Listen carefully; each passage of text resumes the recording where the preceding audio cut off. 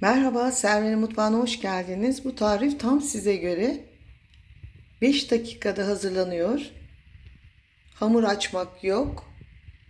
Pırasalı, kaşarlı, yumurta, süt, protein deposu ve sebze bir arada. Sağlık, şifa olsun. Desteklerinizi bekliyorum. Lütfen Server'in mutfağına abone olmayı unutmayınız.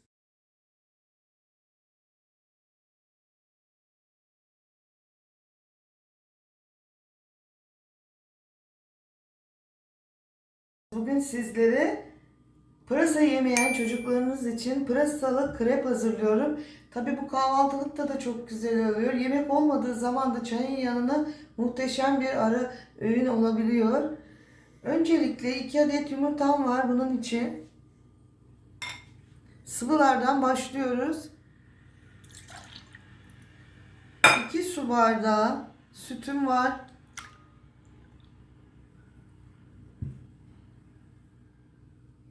2 yemek kaşığı zeytinyağı ilave ediyorum. 1 tatlı kaşığı tuzum var. Öncelikle hepsini birlikte karıştırıyorum güzelce. Sıvıları karıştırdıktan sonra ununu ilave edeceğim. Ununuzu mutlaka eleyiniz. Elemiş olduğum undan yavaş yavaş ununu ilave ediyorum. Bu aşamada içerisine 5 gram kabartma tozu ilave ediyorum. 5 gram. Hepsini birlikte güzelce karıştırıyorum. Açıklamalar bölümünde ne kadar un kullandığımı yazıyorum. Lütfen okuyunuz. Şimdi ikinci su bardağı unumu ilave ediyorum. 1 su bardağı süte 1 yumurta. Karap ölçüsü bu şekilde çok iyi oluyor. Bakın tam 2 su bardağı unla yoğunlaşma başladı. Şimdi bu hazırlamış olduğum krep hamurunu bir kenara bırakıyorum. Dinlenmesi için ve yoğunluğum da zaten 5 dakika içerisinde bu yoğunluk artacak arkadaşlar. Böyle olmayacak. Un durdukça biliyorsunuz yoğunlaşma oranı artıyor. Şimdi sıvımız hazır. Kenara alıyorum krep hamurumu. 2 adet pırasam var. Pırasamı şöyle ortadan ikiye kestim. Bir diğerini de kesiyorum. Çok da ince doğramayalım çünkü biraz kavuracağım arkadaşlar. İçerisinde krebimizin kaybolmasın, ağza gelsin.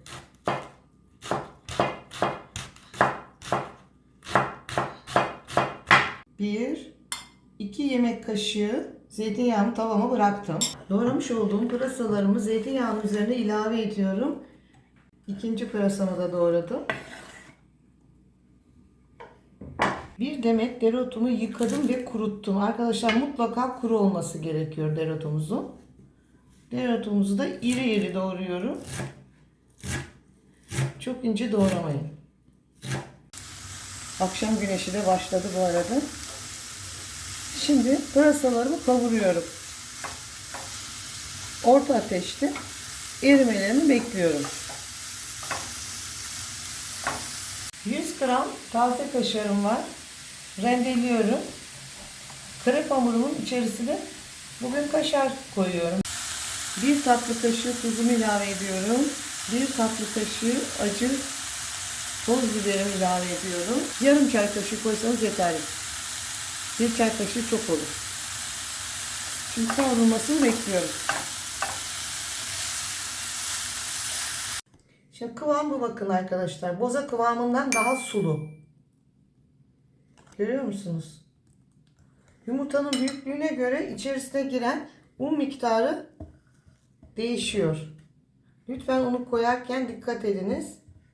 100 gram da kaşarım vardı. Onu da rendeledim.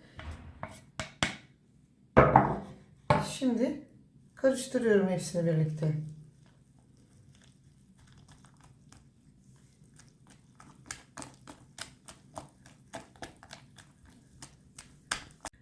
Kavurup soğutmuş olduğum, mutlaka soğutun. Yumurtayı yoksa pişirir arkadaşlar. Şöyle biraz da acı biberi fazla oldu. Siz biraz daha az koyun. Veya hiç koymayın, çocuklarınız yemez. Siz eğer çocuklarınıza yapıyorsanız içine kırmızı biberini koymayın. Pırasa şeker gibi bir lezzet veriyor. Güzelce hepsini birlikte karıştırıyorum. Şimdi kıvamına bakacağız arkadaşlar tekrar. Sebzelerimiz girdi. Şimdi çok yoğun oldu. Biraz içine su koyarak ben bu yoğunluğu açacağım. Bakın bu şekilde krep olmaz. Bu çok yoğun oldu. Bu aşamada içerisine şöyle 2 yemek kaşığı su ilave ettim. Biraz açıyorum. Çünkü krep tavasında çok kalın olur. Bakın 2 yemek kaşığı suyla açtım. Şimdi hazır. İlk yağlamayı yapıyorum. Daha sonra bu yağlamaya hiç gerek yok. Bir kepçe alıyorum. İnceltiyorum. Şimdi ocağıma kısık ateşe aldım. Birden pişmesin. Bakın ince olması için özen gösteriyorum. Şu şekilde hazır. Tarif şu şekilde göstereyim. Karanlık oluyor, ocağın ışığı yeterli değil. Aynı zamanda pizza gibi oluyor. Bakın içindeki kaşarlar eriyor. Şimdi altını çeviriyorum.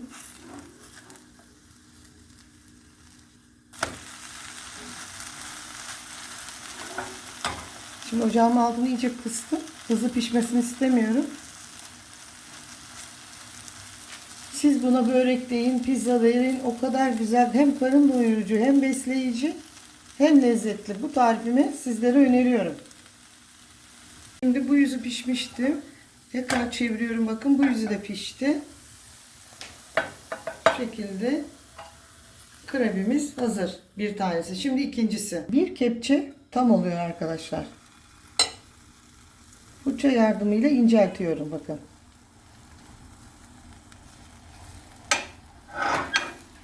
Kenarıya aldım. Bakın ocakta değil şu anda. Eğer hemen pişerse kalın oluyor.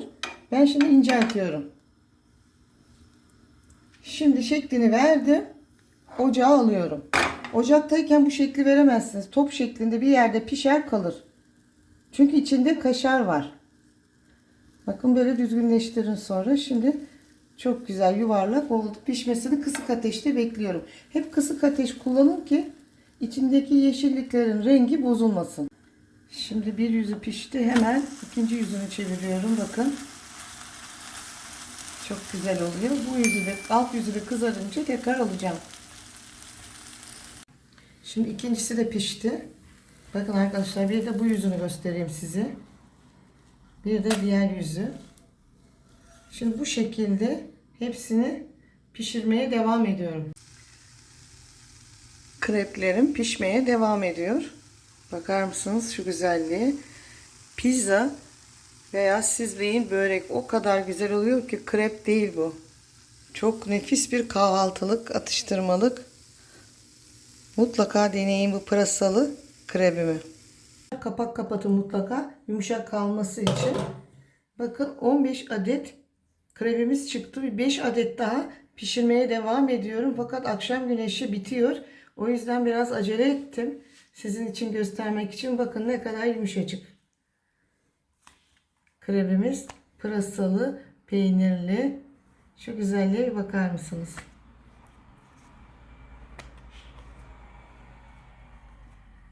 Eğer bu güzel pırasalı krebimi, pırasalı böreğimi beğendiyseniz ve hala abone değilseniz lütfen kanalıma abone olmayı, beğenmeyi, yorum yazmayı, bundan sonraki tariflerimden haberdar olmak için lütfen zil tuşuna basınız. Hoşça kalın, sağlıkla kalın, mutlu kalın. Bu güzel tarifimi lütfen deneyin. Şimdi sizin için tadıyorum. Ben şöyle bakın, inceliğini de göstermek istiyorum size. Bakar mısınız? Yumuşacık, içinde kaşar olduğu için de pizza gibi bu atıştırmalık kahvaltılık tarifi. Şöyle sizin için yiyorum. Arkadaşlar gerçekten süper, pırasayla kaşarın uyumu muhteşem. Pırasalı kreplerimiz bu şekilde hazır. Bakın yumuşacık. Dilerseniz böyle tek tek servis yapabilirsiniz. Çok bereketli oluyor bu tarif. Dilerseniz keserek de şık oluyor kahvaltıda. Şöyle bir daha keseyim. Arasına krem peyniri veya süzme yoğurt sürüp bu şekilde yiyebilirsiniz. Buyurun, hepinize afiyet olsun.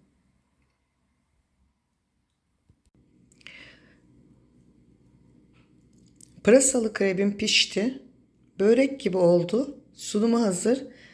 Dilerseniz bütün olarak da kahvaltıda servis yapabilirsiniz. Dilerseniz bu şekilde keserek içerisini peynirle zenginleştirebilirsiniz. Süzme yoğurt ve labne peyniri bu tarife çok yakışıyor. Tercih sizin.